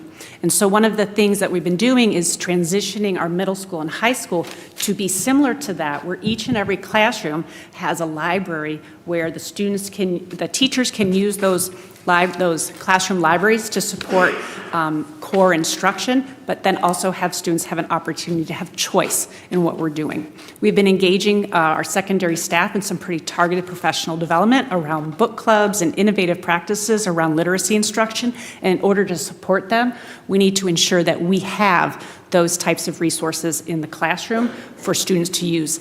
We are going to be in that place where, you know how we all did school, where we all read the same book? We want to read multiple books and have multiple books being read by different students at the same time. So to move to more innovative practice. And so as we purchase these new texts, these new literacy books, we need a place to put them. So we do need some bookshelves at the middle school and high school level. And so what we've done is taken a look at the volume of books that would go into each classroom. And we've calculated kind of how many square feet or linear feet of shelving that they would need, and we have a proposal before you that we would like to use our SAF additional funds, it's Student Aid Fund, additional funds that came through from COVID to help us ensure that we have the infrastructure to accept these books in the classrooms. And so we are proposing a purchase for middle school and high school classrooms including Farmington Central in that, because that's usually a question that gets asked. It's all of our classrooms, all of our buildings. We're asking for that today for discussion, but that won't come for action until May 4th. Thank you. I recall in the committee meeting, there was a really good question around, hard books as opposed to the move towards electronic reading, and you guys had a really good response to that, if you wouldn't mind sharing for the public. So one of the things that we've been working on when we think about technology is what kind of apps and tools allow kids to produce things like Padlet and Flipgrid, where they get to create product, but we also want to have technology that allows them to consume, to receive, and experience content. And so we've been investing in a variety of different tools that allow for digital access to a variety of text types. So we have Discovery Streaming, where there's access to video. We have Newsella that provides leveled articles where students can choose what to read. Staff can find articles, real-world articles that connect to what they're teaching and learning. We have a subscription to something called Overdrive, which is a digital library where we've selected books and kids can check them out. And what's nice about Overdrive is we've actually made a partnership with Farmington Public School Library where you can actually access their digital content through our Overdrive. So we're not just looking at the physical books. We know there's value there, but we also want to make sure that we have access to even more types of text through digital tools such as those. And that has been incorporated in the decision-making around the number of bookshelves that we feel like we need. Correct. Yep. Very good. Any more questions? Okay. Seeing none, I think that we may have concluded the discussion items. Thank you so much for spending time with me tonight. Thank you. We are now ready for public comment. If there is anyone who wishes to make public comment, please fill out the card. I see a person coming up. If there's anyone else who is interested in making public comment, please fill out the card. I think is it Vassar? Villar. Thank you, Mr. Villar. Well, you can come on up. You will have 3 minutes. Mrs. Smith? I'm ready. All right. As usual, you guys are doing an awesome job, and I'm trying to keep up. The main thing that I have right now is I'm learning more about how the Y-Care works. And because Y-Care was not available to me last year, right after the COVID, the COVID restrictions were let up, it's affected my ability to work greatly. I have to pick up my son at 3:30 to 3:45. And some parents are able to utilize Y-Care and others cannot. And from my understanding is that Y-Care is a vendor, and they're a for-profit type of organization, I'm not sure. But in any event, since there seems to be challenges getting Y-Care to be widely available, as I would have assumed that it would be, is there a way for us to negotiate to make it more reliable this coming school year, 22 to 23? And as I am anticipating the sign-up period to have a very small window, if the sign-up period is June 1st, I have to be online, June 1st at 12:01 a.m., or else I may miss out. And that's kind of what happened last time. And I just feel like, we're not, as parents, able to tell our jobs to let us out early every day for this. So there's that, and then the other thing is, as usual, I'm not going to try to keep bringing up the concerns about the racial issues and the social issues that come and go, but if I see more controversy, if I have to, I will come here every day, and every session, and I'll just do a lesson, if it will, to educate the rest of the community on the history of the kind of nefarious tactics that are used to undermine racial equality in this country, and just to give the community a reminder, whenever you hear people speaking about communism being a sneaky little tactic using critical race theory to promote communism, remember, they called Martin Luther King a communist, and that was their justification to try to prevent the civil rights movement back in the 60s from making any progress. So And I know I'm just one parent, and I can't speak on behalf of everyone else, but I'm not putting up with it. So I advise everyone to get their facts straight before they come and try to poison our district with lies about these things. So, thank you. Thank you very much. I saw Dr. Delgado making some notes about Y-Care, so we'll make sure to follow up with parents for the next year. Seeing no further public comment, we will close the public comment period, and we will move on to action items.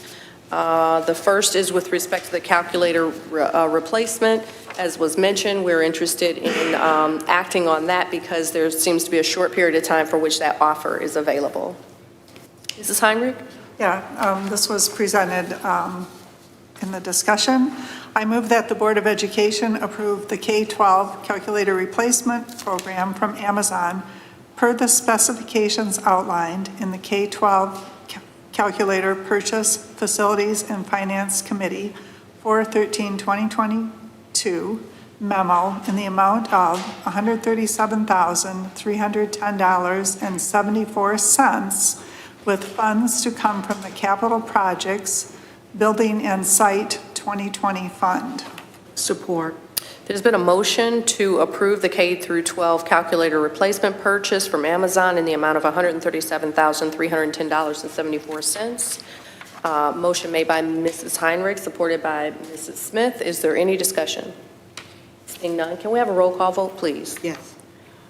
Ms. Fox? Yes. Ms. Heinrich? Yes.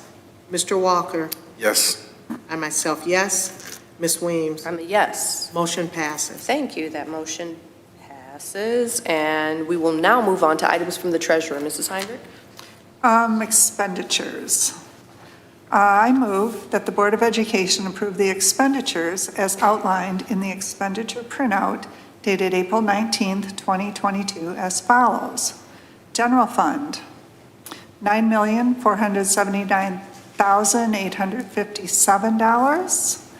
General Fund Athletics, $172,312. Debt Fund is none. Capital Projects, Technology and Other Projects is none. Capital Projects 2018 Bond Fund, $34,130. Capital Projects 2020 Bond Fund, $542,147. Nutrition Services Fund, $262,270. And the Benefit Stabilization Fund, $1,005,723 for a total of $11,496,439. Support. Motion made by Mrs. Heinrich, supported by Mrs. Smith to approve the expenditure report. Is there any discussion? Seeing none, all in favor? Aye. Any opposed? Any abstentions? Motion passes. Thank you very much. We will now move to the consent agenda. Mr. Walker. I move that the Board of Education approve the April 19th consent agenda as follows. A, approval of minutes for April 5th, 2022, regular meeting. B, personnel items. C, Oakland Schools Technology IGA. And D, stormwater resolution. Support. There's been a motion made to approve the consent agenda made by Mr. Walker, supported by Mrs. Smith. Is there any discussion? Seeing none, all in favor? Aye. Any opposed? Any abstentions? Motion passes. With that, are there any recommendations from are there any reports from board representatives? Mr. Walker. Just a continued reminder of Super Saturdays in full effect for FAPN here in this particular building, 9 to 11, and also this Thursday, April 21st, FAPN is having its general body meeting at Farmington High School's Media Center at 6 p.m. So for those who are interested in learning what they have coming up, possibly providing membership, please attend again this Thursday, Farmington High School at 6 p.m. for FAPN. Thank you very much, Mr. Walker. I know there's a lot going on Thursday. Next, we have recommendations for future agenda items. Seeing none, we will move on to good and welfare. Is there any good and welfare? Mrs. Smith. I had the opportunity just before Easter and Ramadan to go over to not only Farmington High to see the artwork there, but to also take the opportunity to go over to Lanigan Elementary on Saturday after FAPN. And Mr. Smith, no relation, Principal Mr. Smith, gave a huge Easter extravaganza for our students. There were over 400 students there for an Easter egg hunt. And it was put on by Hilltop. He did this with his staff as well as Hilltop Church. Hilltop Church was the church that gave the treats and the gifts, and we had a student from North Farmington. I'm not sure if I'm supposed to give names, but she'll know who she is. She was in the Easter Bunny costume. But there were 400 students there that took part in that. This Thursday, we have not been able to have an international night for a long time. Hillside Elementary will be hosting their international night. There are parents that are having mandatory meetings to go on the Washington trip with Warner. There also will be something being held at the Heritage Park. So if you can be spread like Gumby, or just try to go to one. So those are the things that are coming up. And I hope everyone had a great break. And that's pretty much my good and welfare. Thank you. Oh, Mr. Walker and then Mrs. Heinrich. Yes, just wanted to say, first of all, Dr. Delgado, thank you for the comments that the teacher had shared on earlier. I probably wouldn't have brought it up had you not said this, but it was a fabulous experience going there to mentor IB, which turned into a male mentoring experience. And I just wanted to share this thought that we are doing fabulous work, and we still have work to do. One of the young boys, I want to say almost the mistake of saying, hey guys, are you looking forward to middle school? And the majority of the kids, I had 5 in front of me, they said, no, we're not looking forward to it. And I said, well, why? And one young man, his response really struck me. He said, because I'm afraid. I said, well, why are you afraid? He says, because I have too many thoughts going on in my head.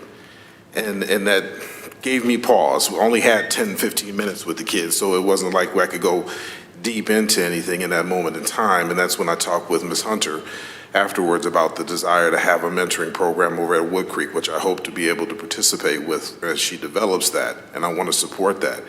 But it just reminded me, and there were a couple other comments similar to that, and this is not to minimize the great work that we're doing. We are doing fantastic work, but we still has, as Ms. Smith points out on numerous occasions, our kids are still suffering.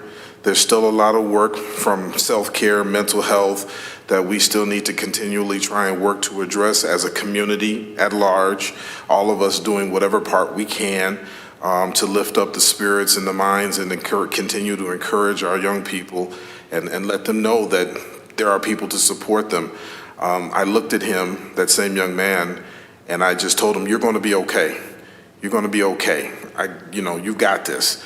And you could almost see a weight come off of him for someone just saying something like that. And I take no credit for that other than just simply wanting to encourage. And that brief little exchange, according to Ms. Hunter, just did the world for that young man. So just let's continue, as Ms. Smith has pointed out, continue to be mindful, vigilant of our children, their psyche, their hearts, and their spirits. But it was still a very meaningful experience across the board, and I just want to share that. Thank you. Mrs. Heinrich. Yes, I had the opportunity to attend the Adults 50 City of Farmington Hills Special Services Adults 50 and Better Volunteer Breakfast. And they were awards given in the Adults 50 and Better department, and there is a Robert A. Eastman SAGE Award that is awarded. And SAGEs are senior older grandparents that go into the elementary schools and volunteer. And Martha Maitland was recognized for her work at Hillside Elementary, and she was just delighted and just a delightful woman, and she is so looking forward because of COVID. She has not been able to get into the school, and she is just so looking forward to getting back there. And not only does she volunteer at Hillside, but she goes in 3 days a week and helps the teachers. And there's just so many things that, our community does to support our program. So just wanted to recognize that. Awesome. I wanted to acknowledge the Warner Choir who put on a great presentation this past Thursday. It was really wonderful. And then I did want to acknowledge Dr. Delgado. He's far too modest to bring it up, but he is part of a national education think tank called ERDI, the Educational Research and Development Institute. He attends conferences and speaks with startup companies and provides research and development feedback to them, along with superintendents from all across the nation. For their expertise, they're given a stipend, and he has decided to donate that to a charity of his choice, and he has chosen the Farmington Hills Education Foundation. So they will receive a donation from Dr. Delgado in the amount of almost $2,000. So I wanted to very much appreciate for sharing that donation with our schools. So very much appreciate that. And I also wanted to acknowledge several board members who have expressed interest before that in developing a scholarship. So that'll be something that we'll be talking about over the course of the next year. I know the scholarship window has closed for this year, but that is something that is of interest to our board members. So thank you guys too for all of your service and all of your just efforts to want to continue to give back in addition to all of this time. You still want to give money too. Appreciate that. Appreciate that. And with that said, I think we are adjourned. Thank you.